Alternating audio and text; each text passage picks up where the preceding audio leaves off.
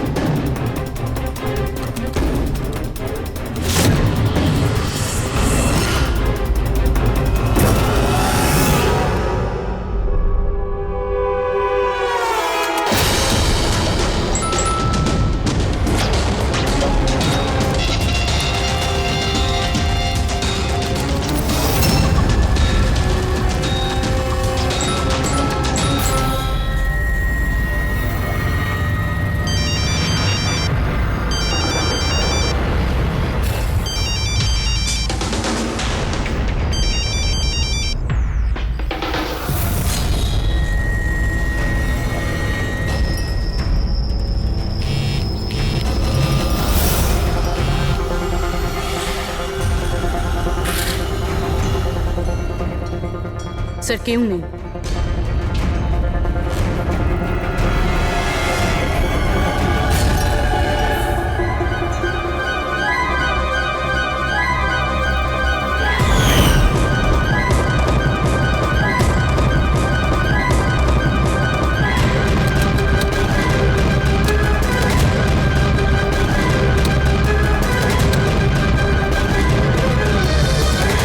হ্যাঁ Freddie. Sir সব জায়গা খুঁজে নিয়েছি, কেউ কোথাও নেই। খবর তো ভুল হবে না, এখানেই কোথাও হতে হবে। ঠিক আছে, দেখি।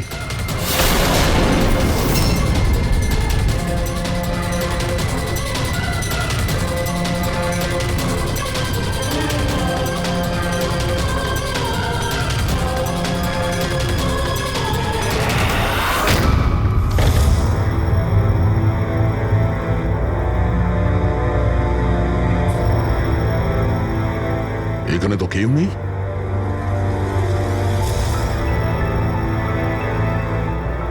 চেয়ার এখনো গরম আছে, মনে হচ্ছে এইমাত্র এখানে কেউ ছিল। তাহলে স্যার সময় মতো পালালো কিভাবে? স্যার আমরা তো বাংলোটার চারদিক থেকে ঢুকলাম, কাউকে তো এখান থেকে বেরোতে দেখিনি। স্যার হ্যাঁ, স্যার এই মনিটরটা দেখুন, এটা তো বাড়ির আশেপাশের ফুটেজ। ও আমাদের দেখে পালিয়ে যায়নি তো? হতে পারে, ও খুব একটা দূরে যায়নি। একটু এই জায়গাটাকে ভালো করে চেক করো। আর পুরবি, এই কম্পিউটারটা চেক করো, দেখো কি পাওয়া যায়। ততক্ষণ আমি গেটে গিয়ে দেখছি।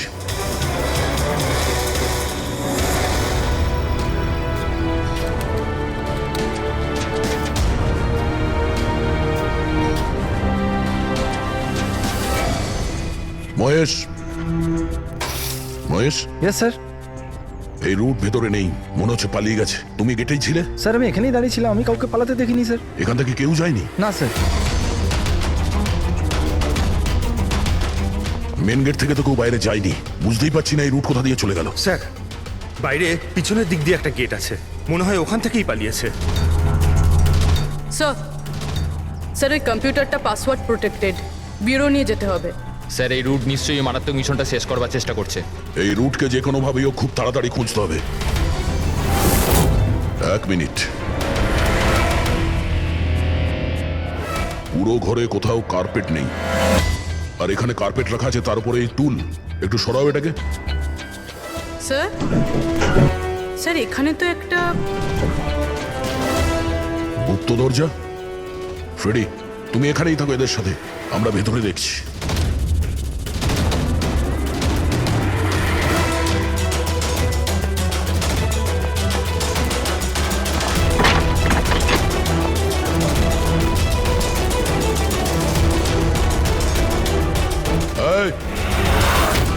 তোমার যা বলার আছে তুমি তো এখনই বলে ফেলতে পারো। আমার কিছু বলার নেই, যা কিছু বলার আমার উকিল বলবে। স্যার আমরা এই রুটের কম্পিউটার সিস্টেম অ্যাক্সেস করে নিয়েছি আর এনক্রিপশনটাও সফল হয়েছে। জানতে পারলে কিছু? হ্যাঁ স্যার এই গত কয়েকদিনে ইন্টারনেটে ভয়ানক কিছু ভিডিও পোস্ট করেছে স্যার। ডার্ক ওয়েবে স্যার। অ্যাকচুয়ালি ডার্ক ওয়েব ইন্টারনেটের এমন একটা কালো জায়গা স্যার, যেখানে সব অপরাধী নিজেদের সমস্ত বেআইনি কাজগুলোকে টেকনোলজির মাধ্যমে সফল করার চেষ্টা করে, যেমন অস্ত্র লেনদেন, কিডনি চুরি অথবা কাউকে মারার সুপারি। স্যার এমন কোনো কাজ নেই যেটা এই সাইটে হয় না। একটা কথা বুঝতে পারছি না, যখন সবাই সবকিছু জানে, সবকিছু এত খোলাখুলি হয়, তাহলে এটা আটকানোর জন্য আমরা চেষ্টা করি না কেন? স্যার এটা এত সোজা নয়। অ্যাকচুয়ালি এই সাইটে ঢোকার জন্য আমরা একটা কম্পিউটার সফটওয়্যার চাই, যেটা বাছা গোছা হাই প্রোফাইল অপরাধীদের কাছেই আছে। যেমন এই রুট। Yes sir. আর স্যার যেমন আমরা জানি যে ডার্ক ওয়েবে আইপি অ্যাড্রেস আর ইউজার আইডি এই দুটোই লুকোনো থাকে। দেখাও তো কোন ভিডিও পোস্ট করেছে এই রুট।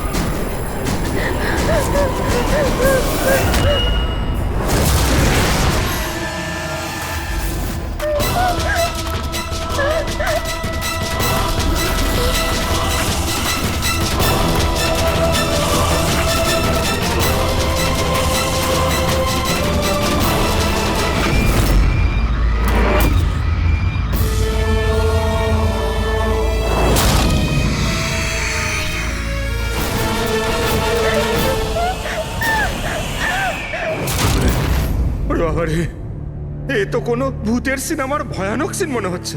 এই সিনটা কেন দিতে গেল ডার্ক ওয়েবে? স্যার এটা কোনো সিনেমার সিন নয়, এটা আসলেই হয়েছে। আর কোনো হিরোইনের সাথে নয়, বরং বরং একটা নিরীহ মেয়ের সাথে। যতদূর আমি জানি এগুলোকে তো স্ন্যাপ ফিল্ম বলে। হ্যাঁ স্যার, এই ভিডিওর অনেক বড় ইন্ডাস্ট্রি আছে। এ মেয়েটাকে আমি জানি না। এর মৃত্যুর জন্য তুমিই দায়ী। না না স্যার, আমি কারোর মৃত্যুর জন্য দায়ী নয়। আমাকে শুধু টাকা দেওয়া হয়েছিল এই ভিডিও ডার্ক ওয়েবে দেওয়ার জন্য, আর আমিও দিয়েছি। টাকা কে দিয়েছিল? আমি জানি না। দেখো, জানি না বললে চলবে না। একটা মেয়ে খুন হয়েছে। স্যার আমাকে বিশ্বাস করুন, অনলাইন টাকা ট্রান্সফার করা হয়েছিল আমার অ্যাকাউন্টে। কে করেছিল আমি কিচ্ছু জানি না। যদি না জানো, জানার চেষ্টা করো। তুমি কম্পিউটারটা খুব ভালো করে জানো, তাই না? তাই এটা জানা তোমার পক্ষে অসম্ভব কিছু নয়। খোঁজ নাও। অভিজিৎ, যদি কেউ এই ধরনের ফিল্ম বানিয়ে আপলোড করে, তাহলে খুব তাড়াতাড়ি তাদের কাছে পৌঁছতে হবে, যারা এই মৃত্যুর খেলা খেলছে। একটা কাজ করা যাক, এই মেয়েটার ছবি সমস্ত পুলিশ স্টেশনে পাঠিয়ে দিই। একবার যদি জানতে পারা যায় মেয়েটা কে, তাহলে ব্যাপারটা ক্লিয়ার হয়ে যাবে।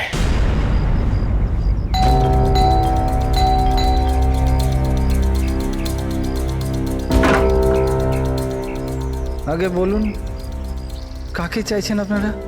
এটা রিয়ার বাড়ি না? হ্যাঁ, আমি ওর বাবা। আসুন। আসলে আমরা সিআইডি থেকে আসছি। আপনার জন্য একটা বাজে খবর আছে। আপনার মেয়ে রিয়া আর এই পৃথিবীতে নেই। হ্যাঁ জানি, কিন্তু ওর মৃত্যুর 10 দিন পরে আপনারা কেন বলতে এসছেন এসব? আপনি জানেন যে আপনার মেয়ে রিয়া মারা গেছে? আপনি ওই গাড়ি অ্যাক্সিডেন্টের ইনভেস্টিগেশনের জন্য এসছেন তো? তাহলে আপনারা এটাও নিশ্চয়ই জানবেন যে রিয়ার ফিউনারেল হয়ে গেছে। এক মিনিট, আপনি কোন কার অ্যাক্সিডেন্টের কথা বলছেন? ওই তো যেটাতে আমাদের রিয়া চলে গেল, শেয়ার ট্যাক্সিতে ওরা পুনে যাচ্ছিল। না না, রিয়ার মৃত্যু কার অ্যাক্সিডেন্টে হয়নি। এটা কি বলছেন আপনি? এক মিনিট, এটাই রিয়া তো? হ্যাঁ এই তো রিয়াই তো। অ্যাক্সিডেন্টের দিন ও তো এই জামা কাপড়ই পরেছিল। এক মিনিট, মনে হচ্ছে কোনো কনফিউশন আছে। আপনি একটু বলুন যে আপনার মেয়ে রিয়ার কার অ্যাক্সিডেন্ট কিভাবে হয়েছিল?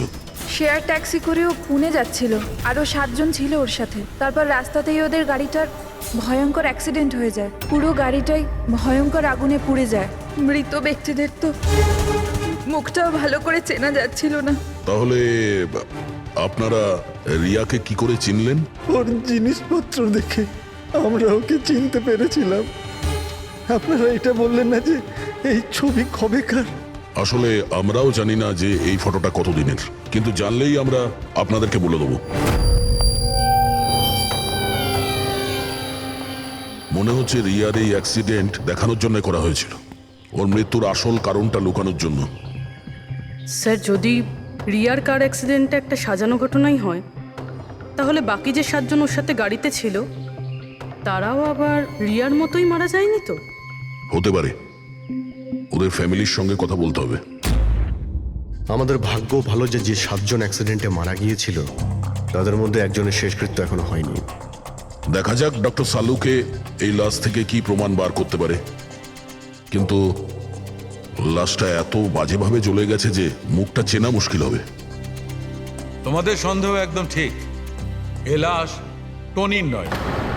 মনেই হচ্ছিল স্যার আমাদের, কিন্তু এ কে জানতে পারলেন কিছু? না, এখনো তো জানা যায়নি লাশটা কার, কিন্তু এটা জানা গেছে এই লোকটাকে কি করে মারা হয়েছে। আমি এই বডিটা স্ক্যান করেছি, তখন জানতে পেরেছি যে এর পেটে ছুরির গভীর ক্ষত আছে। ছুরি দিয়ে? হ্যাঁ, ছুরির। আর আমার মনে হচ্ছে যে ওই ছুরির আঘাতেই এর মৃত্যু হয়েছে।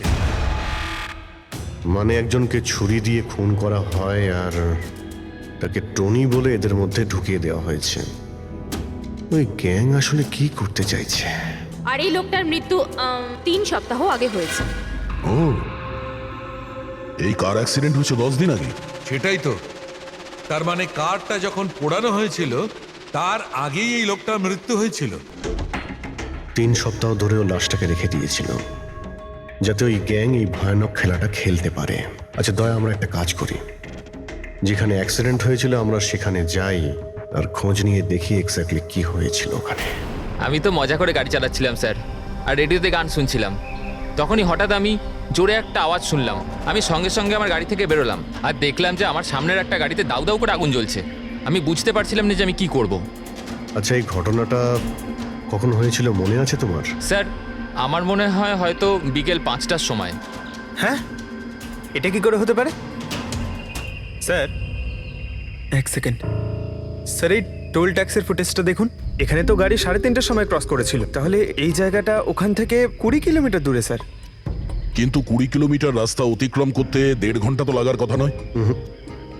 আর রাস্তাতে কোনো ধাবা বা হোটেলও নেই যেখানে কিছু খাওয়ার জন্য নেমেছিল ওরা।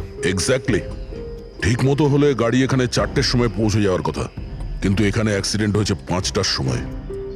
তার মানে এই অপরাধ এই 1 ঘন্টার মধ্যেই হয়েছে। মানে গাড়িটাকে ওই সময় কোথাও নিয়ে যাওয়া হয়েছিল আর ওদের সবাইকে নামিয়ে গাড়ির মধ্যে 7টা লাশ রেখে দেওয়া হয়েছিল। আর তারপর গাড়িটা এখানে এনে ব্লাস্ট করিয়ে দেওয়া হয়েছে। এটা একটা প্ল্যান ছিল। স্যার, স্যার আমার মনে হয় ওদেরকে সেখানেই নিয়ে গেছে যেখানে ওই রিয়াকে নিয়ে গেছিল স্নাফ ফিল্ম বানানোর জন্য। জায়গাটা আমাদের খুব তাড়াতাড়ি খুঁজতে হবে। পুরবী SMS পাঠিয়েছে, কোনো গাছের ছবি। হ্যাঁ পুরবী। স্যার, আমি যে গাছটার ছবি পাঠিয়েছি আপনাকে, এটাকে মোরিঙ্গা অ্যালোফেরিয়া বলে স্যার। হ্যাঁ, স্যার, ঠিক এইরকম গাছই রিয়ার ফুটেজেও ছিল স্যার। এই দেখুন স্যার ওই ফুটেজেরই একটা স্ক্রিনশট পাঠাচ্ছি। স্যার এই গাছটা মহারাষ্ট্রের দুটো জঙ্গলে পাওয়া যায়। এটা তো এক্স্যাক্টলি ওই রকমই গাছ। মহারাষ্ট্রের দুটো জঙ্গলে? কোন কোন জঙ্গলে? স্যার একটা জঙ্গল যেটা নাসিকের কাছে, আর দ্বিতীয় জঙ্গলটা যেখানে অ্যাক্সিডেন্ট হয়েছে সেখান থেকে 1 ঘন্টার দূরত্বে। আর ওই জঙ্গলটার নাম হলো প্রিফিক্স ফরেস্ট। নিশ্চয়ই এর মৃত্যুর খেলাটা প্রিফেক্ট জঙ্গলেই হয়েছে। তবে প্রিফিক্স ফরেস্ট তো একটা বড় জঙ্গল, ওখানে খোঁজা তো অত সহজ নয়। ফরেস্ট অফিসারদের সাহায্য নিতে হবে।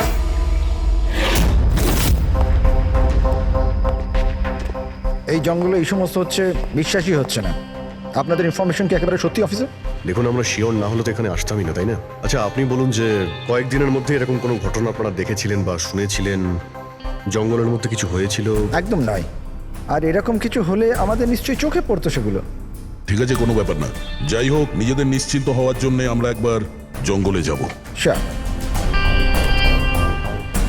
এমনিতে স্যার আপনারা কি পুরো জঙ্গলটা দেখতে চাইবেন?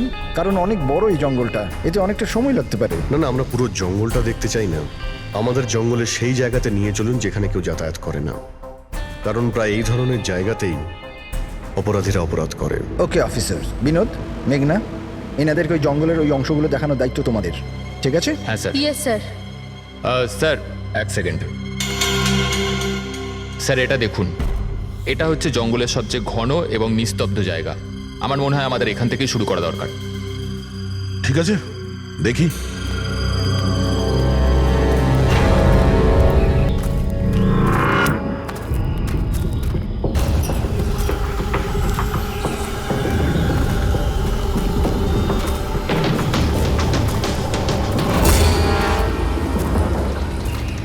দয়া,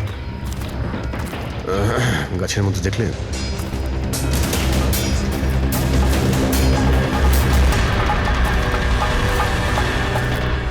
ছোট্ট ক্যামেরা। মানে আমরা সঠিক জায়গাতেই এসেছি। এটাই সেই জায়গা যেখানে এই ফিল্ম বানানো হচ্ছে। ক্যামেরা উপরেও আছে, ওইদিকে প্যান করা আছে।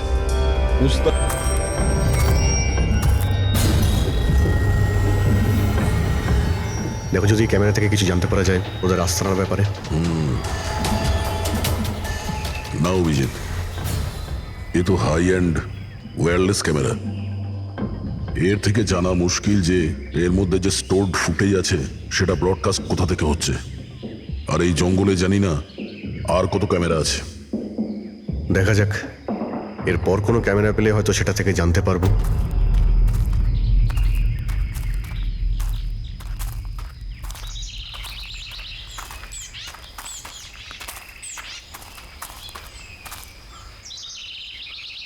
স্যার, স্যার এই চিহ্ন দেখুন।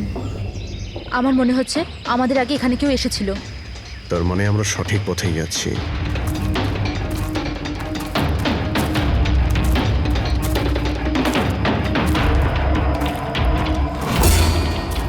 স্যার এই চিহ্নগুলো এখান অবধি রয়েছে। স্যার এর মানে ওদের আড্ডা এখানেই কোথাও রয়েছে।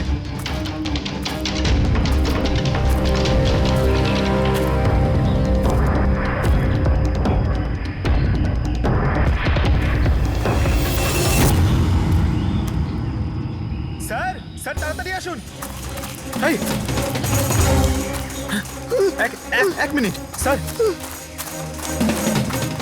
1 সেকেন্ড। ভয় পেও না, আমরা সিআইডি অফিসার্স। ওঠো। উঠে এসো। ওঠো ওঠো। স্যার আপনারা সিআইডির লোক, আমাকে বাঁচান স্যার।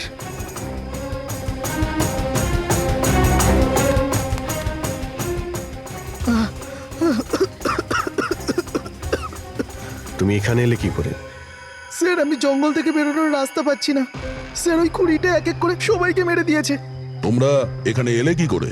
স্যার আমরা শেয়ার ট্যাক্সিতে উঠে পুনে যাচ্ছিলাম, আর আমাদের গাড়ি হঠাৎ করে পাংচার হয়ে গেল, গাড়ি থেমে গেল। রাস্তাতে আগে থেকে কেউ পেরেক আর কাঁচের টুকরো রেখে দিয়েছিল স্যার। তারপর কিছু লোক এলো যাদের মুখোশ দিয়ে ঢাকা ছিল। আমরা কিছু করে ওঠার আগেই ওরা আমাদের ঘুমের ইঞ্জেকশন দিয়ে দিল। আর যখন আমার জ্ঞান এলো তখন আমি এই ঘন জঙ্গলে ছিলাম স্যার। স্যার আমি জানি এই জঙ্গলে খিদে তৃষ্ণা নিয়ে কিভাবে ছিলাম। কখনো কাঠ খেয়েছি তো কখনো গাছের পাতা। যখনই কারোর চিৎকারের আওয়াজ পেতাম বুঝে যেতাম কেউ মারা গেছে। তার মানে এখানে সব জায়গাতেই ক্যামেরা লাগানো আছে। তোমার ভাগ্য ভালো যে তুমি ওদের হাত থেকে বেঁচে গেছো। স্যার এই কারণে ধরতে পারিনি যে ওরা আমার জামার বোতামে একটা ক্যামেরা লাগিয়ে দিয়েছিল, আর আমি ওই বোতামটা ভেঙে ফেলে দিয়েছিলাম। হয়তো সেই কারণেই আমাকে ওরা ধরতে পারেনি। তুমি বলতে পারবে যে বাকি লোকেদের মধ্যে কতজন জীবিত আছে এখন? জানি না স্যার, কিন্তু কাল রাতে যখন আমি গাছে বসেছিলাম তখন কারো চিৎকারের আওয়াজ পেয়েছিলাম। জানি না ওকে আহত করেছে নাকি প্রাণে মেরে দিয়েছে। কোন দিক থেকে চিৎকারটা শুনতে পেয়েছিলে তোমার মনে আছে কিছু?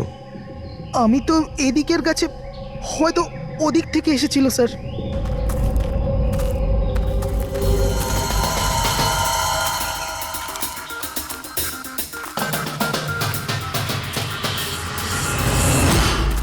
স্যার, রক্ত।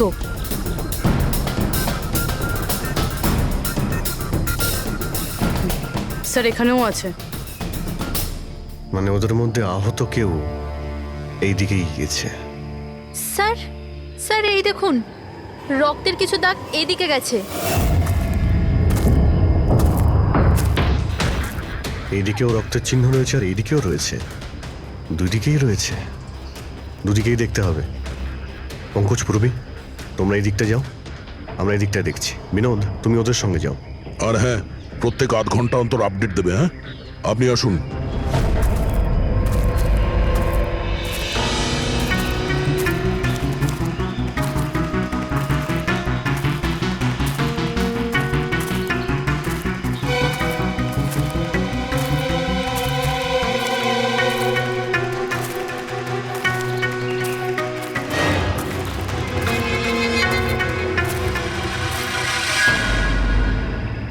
এক মিনিট, ওটা কি? এসো। বাড়ি, হয়তো আহত ভিকটিম এখানেই আশ্রয় নিয়েছে। জঙ্গলের মাঝখানে বাড়ি, কিন্তু নকশার হিসাবে এখানে তো কোনো বাড়ি ছিল না। হতে পারে এই ধরনের ফিল্ম যারা বানায় তাদের এই ধরনের লোকেশনের প্রয়োজন হয়, যাতে কেউ ওদের ট্র্যাক না করতে হতে পারে। পারে ওই বাড়িতে যে আহত লোকটা রয়েছে ওই অপরাধী। হতে পারে পঙ্কজ। আর এটাও হতে পারে যে সামনে আরও ক্যামেরা লাগানো রয়েছে। চোখ কান খুলে রেখো।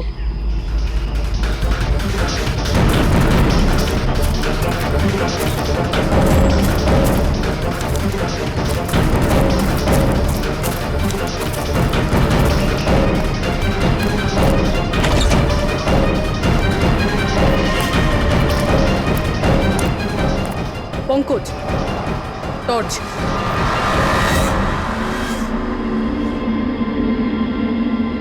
এই বাড়িটা তো একদম ভয়ানক ফিল্মের সেটের মতন দেখতে। এই দেখো, ওই আহত ভিকটিমকে এখানেই নিয়ে আসা হয়েছে। ওই আওয়াজটা শুনলে? ভিতর থেকে আসছে।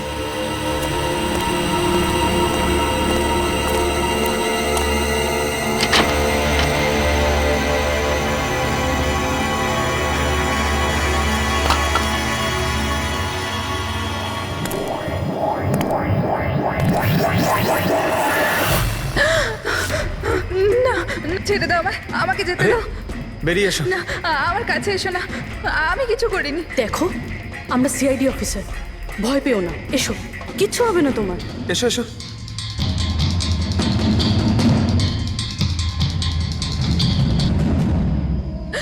ও এখানেই আছে, ও এখানেই আছে। আরে পুরবি, এই লাইট কোথা থেকে আসছে? পঙ্কজ, আমি কিছু দেখতে পাচ্ছি না। পঙ্কজ, আরে Pankaj sir, Purabi ma'am, Pankaj sir.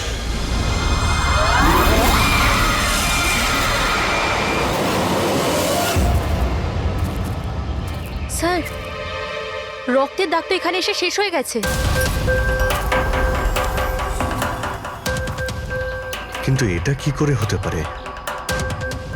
আহত যদি কেউ এই পর্যন্ত আসে, তাহলে এখান থেকে হঠাৎ করে অদৃশ্য হয়ে গেল কি করে? হতে পারে ও অপরাধীর হাতে ধরা পড়ে গেছে এখানে এই পয়েন্টে পৌঁছানোর পর। হতে পারে,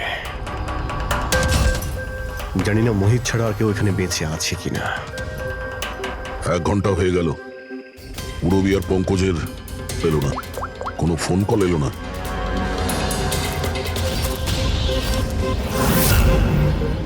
পুরবী ফোন তুলছে না। হ্যাঁ পঙ্কজ, দেখছি। পঙ্কজও ফোন তুলছে না। আরে ওরা আবার কোনো সমস্যায় পড়েনি তো? চলো গিয়ে দেখি, চলো। এইদিকে রক্ত আছে মানে এইদিকেই গেছে।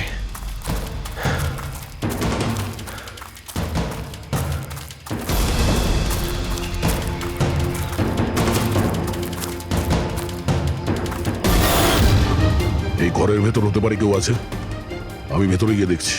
ঠিক আছে, ততক্ষণ আমি এই বাইরেটা দেখি।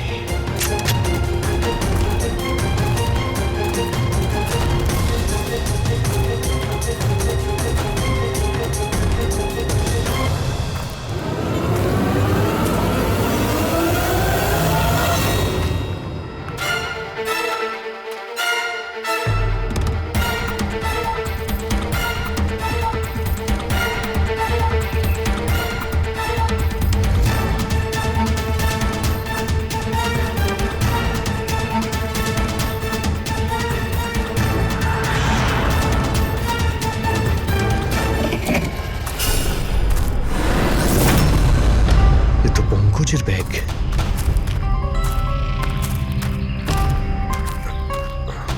পঙ্কজ,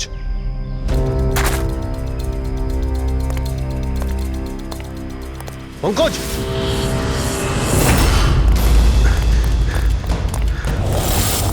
পঙ্কজ,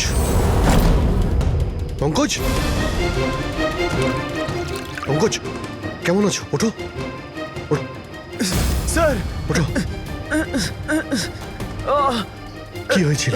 হ্যাঁ স্যার ওইদিকে ওই বাড়িটায় গেছিলাম স্যার, ওখানে একটা মেয়ে ছিল স্যার। হ্যাঁ। ওর সঙ্গে কথা বলছিলাম স্যার, আর হঠাৎ করে কোথা থেকে এত আলো চলে এলো যে কিছু দেখতে পাচ্ছিলাম না, কিছু বুঝতে পারছিলাম না। ওই বাড়িটা থেকে যেন তেন প্রকারে বেরোলাম, তারপর এখানে এসে হয়তো পড়ে গেছিলাম। আর কিছু মনে নেই স্যার, আমার মাথা ঘুরছে। আর পুরবী, বিনোদ, ওরা কোথায়? স্যার ওরা জানি না স্যার, ওরা ভেতরে ছিল, বাইরে বেরিয়েছে কিনা জানি না। ও নো। কি কি হয়েছে তোমার? ও ঠিক আছে। পুরবী আর বিনোদকে পেলে? না, ঘরের ভেতরে তো কেউ নেই। ও গড, ওদের কিছু হয়ে যায়নি তো?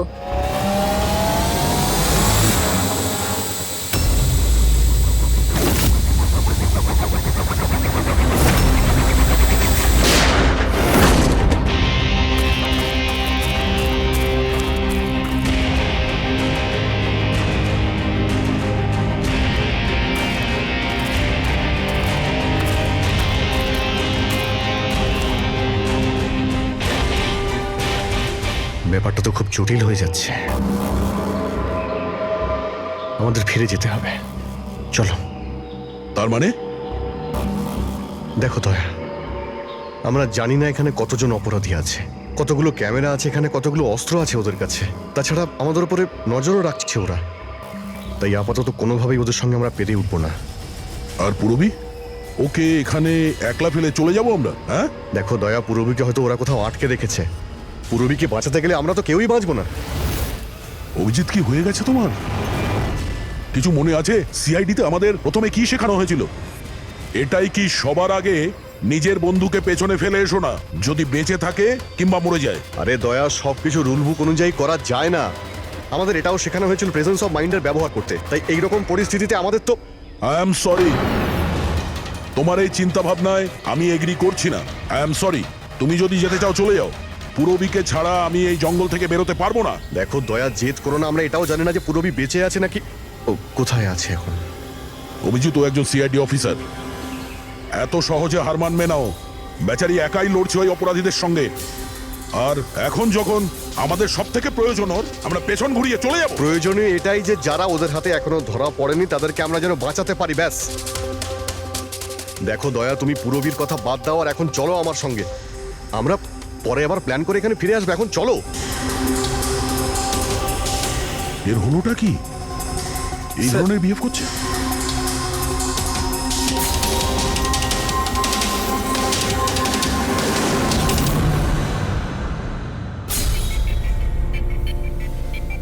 সিআইডির ইতিহাসে এই প্রথমবার হলো বোধহয় যে সিআইডি কারো কাছ থেকে ভয় পেয়ে চুপচাপ পালিয়ে গেল। হ্যাঁ ডক্টর, পৌঁছে গেছেন আপনি? হ্যাঁ, ওই জাংশনেই থাকুন, আমরা আসছি ওখানে। আরে সালুঙ্কি স্যার, আপনি এখানে? আমি এখানে। আসুন স্যার। আরে আরে তোমার কি মনে হয়েছিল আমাদের অফিসার পূরবীকে জঙ্গলে রেখে আমরা এখান থেকে চলে যাবো? হ্যাঁ, তাহলে আপনারা দয়া স্যারের ঝগড়া? মিথ্যে ছিল। যখন অভিজিৎ ওখানে ক্যামেরা দেখলো তখন আমাকে ইশারা করেছিল। জানেন এখানে কতগুলো ড্রোন লাগিয়ে রেখেছে আমাদের উপর নজর রাখার জন্য। যে লোকটা ওই ক্যামেরা দিয়ে আমাদের উপর নজর রাখছিল ওর চোখে ধুলো দেওয়ার প্রয়োজন ছিল, সেই কারণে। ওরা নিশ্চয়ই এখন ভাবছে যে আমরা জঙ্গল থেকে চলে গিয়েছি, তাই রিল্যাক্সও হয়ে যাবে।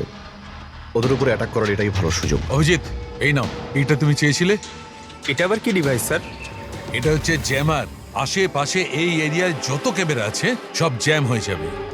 আর ওরা আমাদের উপরে নজর রাখতে পারবে না। আর এই ড্রোন, এই ড্রোনের মধ্যে যে ক্যামেরা লাগানো আছে ওর রেঞ্জ 7 কিলোমিটার মাত্র। কিন্তু ব্যাটারি তো শেষ হয়ে আসছে। তার মানে যদি আমরা এটাকে না ধরতাম তাহলে আবার ওদের আস্তানায় ফিরে যেত এটা ব্যাটারি চেঞ্জ করার জন্য। একটু আইপ্যাডটা বার করো, ম্যাপটা বার করো ওর থেকে। এই যে, এটাই হচ্ছে সেই জায়গা যেখানে আমরা ড্রোনটা পেয়েছিলাম। আর এর পাশেই ওই বাংলো, মনে হচ্ছে এটাই অপরাধীদের আস্তানা। তাহলে যাওয়া যাক, গিয়ে মুক্তি দিই পূরবী আর যারা বাকি বেঁচে আছে তাদের। চলো। না স্যার, আপনি মেঘনা আর মোহিত আপনারা এখানে থাকুন, আমরা যাচ্ছি।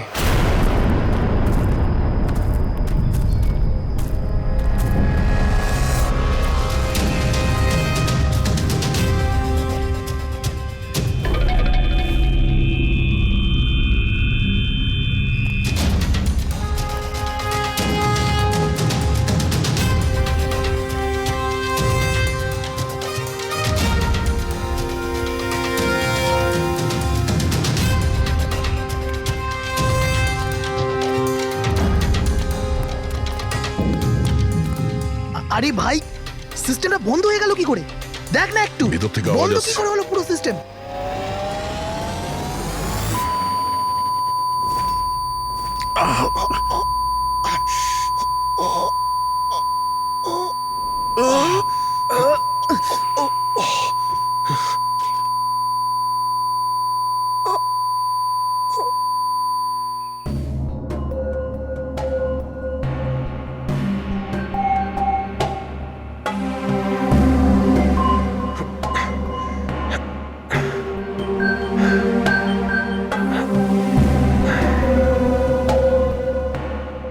পঙ্কজ,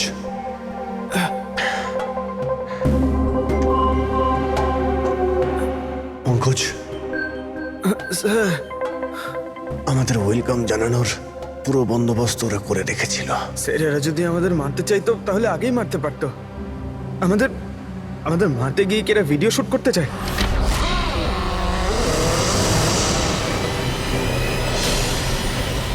এই স্যার,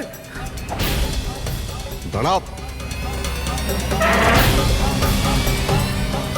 স্যার,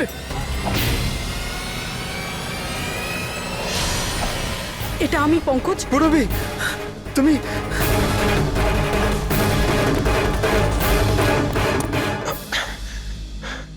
তুমি ঠিক আছো? হ্যাঁ স্যার। ওরা কোথায় আছে?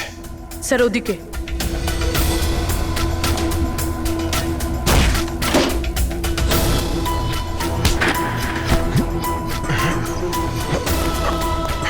এই, এই,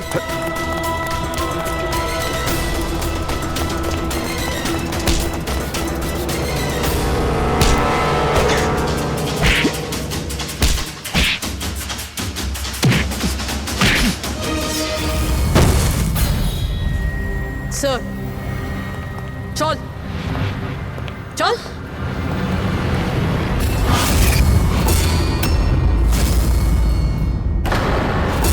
মেঘনা, তুমি? বাহ, আমরা তো ভাবছিলাম যে আমরা অপরাধীর চোখে ধুলো দিচ্ছি, কিন্তু কে জানতো যে আমরা অপরাধীকে সঙ্গে নিয়ে ঘুরছি। আপনারা এখানে কি করে? কে ছাড়িয়েছে আপনাদের? সিআইডিকে আটকে রাখা এত সহজ নয়। সুযোগ বুঝেই আমি ওই জানলাটা ভেঙেছি আর ওখান থেকে বাইরে বেরিয়ে গেছি।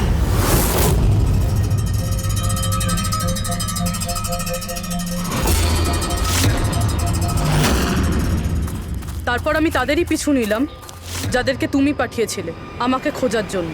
তারপরে আমি ওই মুখোশ পরা লোকটাকে দেখলাম আর তারও পিছু নিলাম।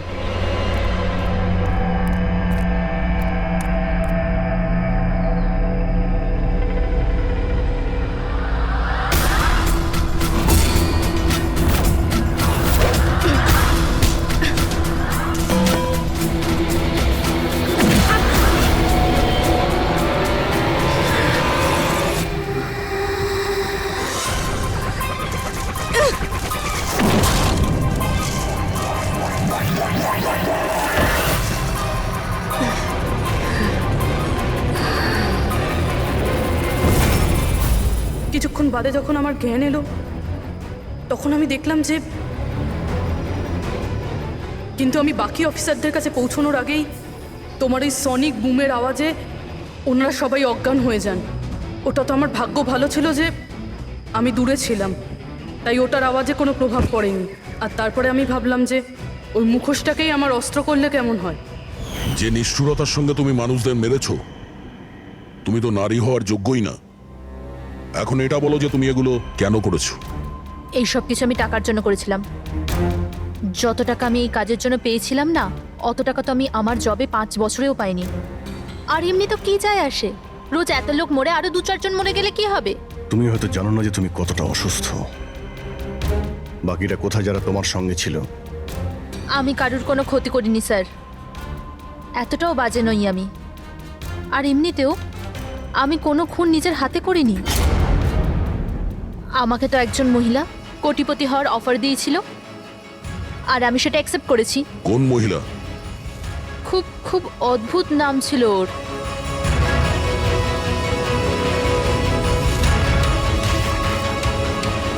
রুট। রুট?